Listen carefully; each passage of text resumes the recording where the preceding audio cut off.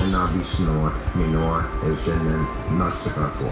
as a professor at Algoma University in Shingwauk Kinomaage Gamig, we're hoping to be able to bring this experience and make it more accessible and be able to repeat it more often. That way we could bring the elementary schools in from the schools in the area. So I don't know that much about our culture, so I got a brain muscle today.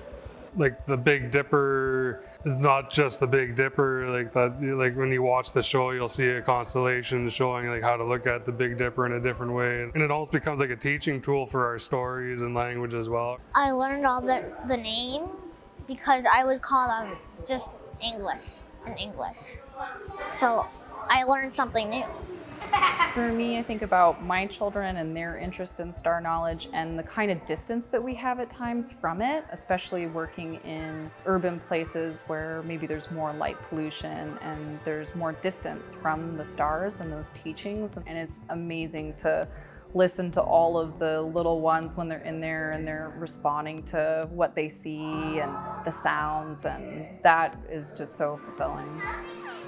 It was amazing to learn our culture speaking. You're like someone who's not the same as everybody else, and it feels really nice because we forgot the language, but it's really fun to learn it again.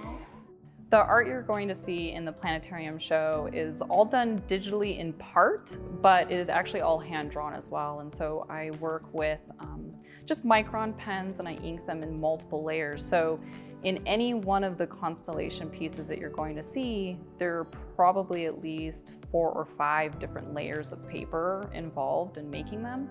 And then all of the materials are usually real. There'll be, digital splashes of color, but there's also going to be copper and water and birch bark in different moments.